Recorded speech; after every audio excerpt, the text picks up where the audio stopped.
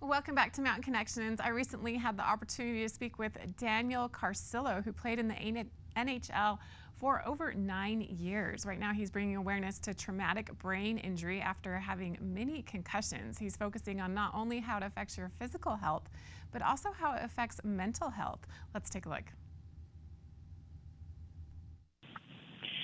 After a 9-year NHL career and 2 Stanley Cup championships, post-concussion syndrome from traumatic brain injuries forced Daniel Carcillo to retire.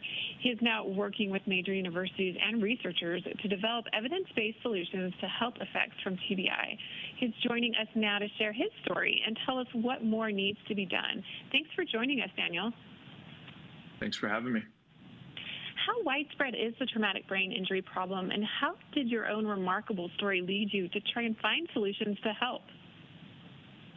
So yeah, I've been on this brain health journey for the last 7 years after retiring in 2015 due to my 7th diagnosed concussion. I was only 30 years old. I was dealing with things like light sensitivity, slurred speech, headache, anxiety, depression, suicidal ideation. I quickly had to become my own patient advocate to try to get a handle on my quality of life and what had happened to me and how I can get better. And on that journey, just came across a lot of veterans, women of domestic violence, older age people that have experienced similar symptomology and human issues after hitting their head, whether that was one time or a repetitive number of times.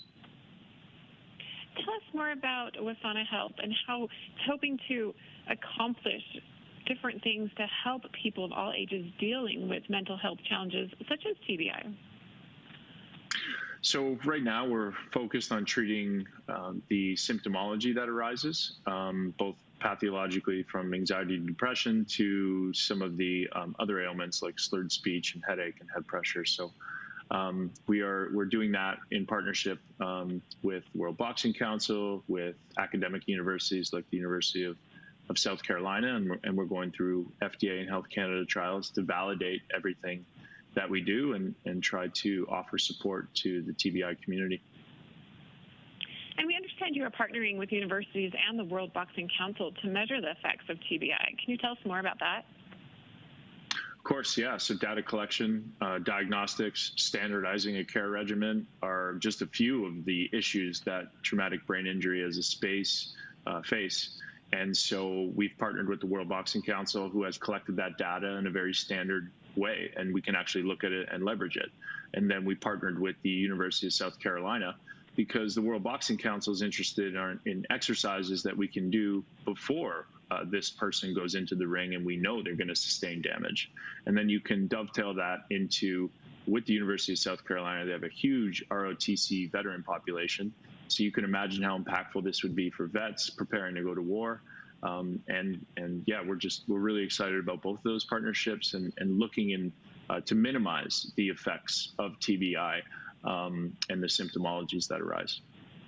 It really is fascinating that you can actually do things ahead of time knowing that a concussion is a possibility. How important is developing accurate data like that to helping people who have been affected by TBI and maybe in the future? It's everything. We live in a data-driven world, and so to be able to collect data, to be able to take a picture of somebody's operating systems, everything from heart rate to balance to how we see to our cognitive performance, and then being able to identify deficiencies after trauma and follow them across time to see how these treatment modalities could work. And if they're working, if they're responding to it. So I think we're scratching the surface of a new way of treating people with a much more patient-focused lens. So we're really excited to be doing this work, and it's important work, and we're just here to try to provide hope and support people along their healing journey. It is really important work and is providing hope. Where can we find more information?